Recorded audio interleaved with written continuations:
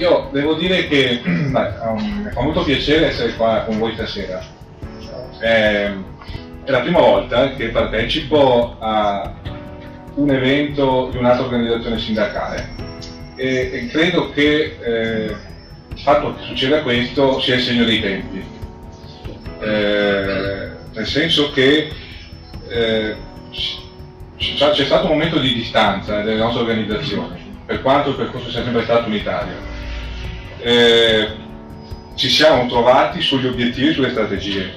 Quando leggevo in relazione, sentivo Giuseppe, la segreteria, la relazione, devo dire che insomma, molte delle cose che sono scritte là erano estremamente condivisibili. Sugli obiettivi e le strategie abbiamo costruito l'unità sindacale e le nostre organizzazioni in particolar modo si sono ritrovate.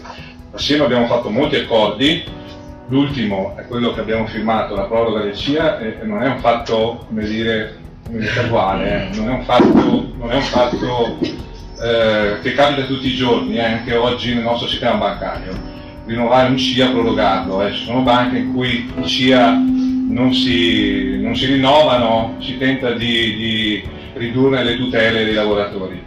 E abbiamo unito le diversità. Il lavoro che è stato fatto, forse era un po' anche, parlavo con Ivano quando siamo arrivati, forse c'erano dei pregiudizi, ma magari personali prima che politici, ecco. Abbiamo unito le diversità, abbiamo unito l'Est e l'Ovest, non esiste più l'Est e l'Ovest, non vogliamo che esista l'Est e l'Ovest, vogliamo che esista Veneto Banca, vogliamo che Veneto Banca cresca, perché cresce se valorizziamo tutte le diversità che ci sono. Se l'azienda continuerà a lavorare con le organizzazioni sindacali, almeno Fabi e FIBA questo vogliono fare, speriamo che anche le altre seguano questo percorso che abbiamo intrapreso, se l'azienda lavorerà nello spirito di condivisione degli obiettivi e le strategie.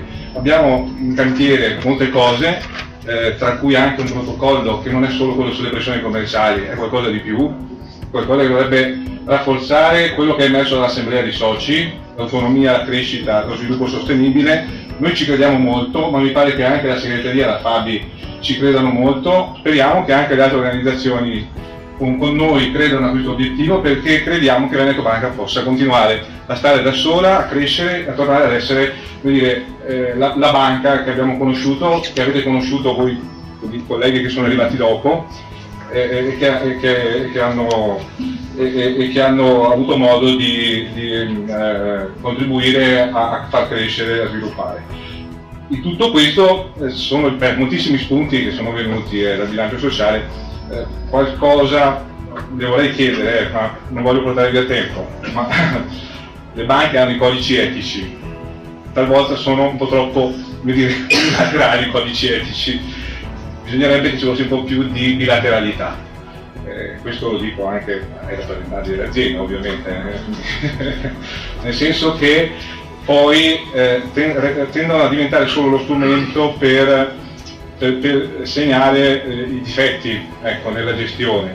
Quindi il bilancio sociale può avere un senso, perché sennò non si spiegherebbe il fatto Monte dei Paschi, se riusciremo a renderlo il più possibile bilaterale, cioè ci sia una condivisione degli strumenti, di quelle indicazioni che dovrebbero portare al bilancio sociale.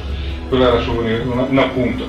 Credo che tutto questo, in questa fase della vita del sistema bancario, cambiamento e coraggio siano due parole centrali.